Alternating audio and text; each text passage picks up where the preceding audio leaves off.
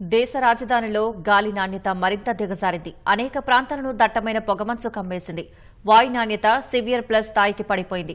కేంద్ర కాలుష్య నియంత్రణ మండలి లెక్కల ప్రకారం సోమవారం ఉదయం 7 గంటలకు గాలి నాణ్యత 483గా నమోదైంది. కాలింది కుంజు ప్రాంతంలోని యమునా నదిలో హానికారక నురుగు తేలుతూ కనిపించింది. ఢిల్లీ వాసులు శ్వాస తీసుకోవడానికి తీవ్రంగా ఇబ్బంది పడుతున్నారు.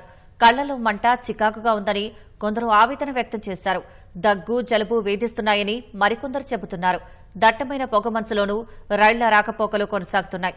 ప్రస్తుతం అన్ని విమాన కార్యకలాపాలు సాధారణ స్థితిలోనే ఉన్నాయని ఢిల్లీ అంతర్జాతీయ విమానాశ్రయం లిమిటెడ్ తెలిపింది.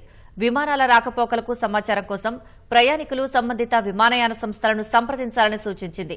ఆగ్రాలో వాయు కాలుష్యం పెరగడంతో తాజ్మహల్ను దట్టమైన పొగమంచు కమ్మేసింది. కేంద్ర కాలుష్య నియంత్రణ మండలి లెక్కల ప్రకారం ఆగ్రాలోనూ గాలి నాణ్యత పేలవమైన కేటగిరీలో ఉంది. ఢిల్లీలో వాయు నాణ్యత సివియర్ ప్లస్ స్థాయికి దిగజారడంతో 10-12 తరగతులు మినహా మిగిలిన విద్యార్థులందరికీ భౌతిక తరగతులను నిలిపివేస్తున్నట్లు ఢిల్లీ ముఖ్యమంత్రి అతీషీ ప్రకటించారు. నేటి నుంచి ఢిల్లీ రాజధాని ప్రాంతంలో గ్రేడెడ్ రెస్పాన్స్ యాక్షన్ ప్లాన్ 4ను ప్రభుత్వం అమల్లోకి తెచ్చింది.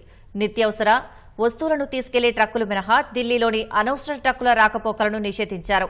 LNG, CNG, electric, BS6 diesel ట్రక్కులను మాత్రమే అనుమతిస్తున్నారు. నిర్మాణాలు, కూల్చివేత కార్యకలాపాలపై నిషేధం కొనసాగుతోంది.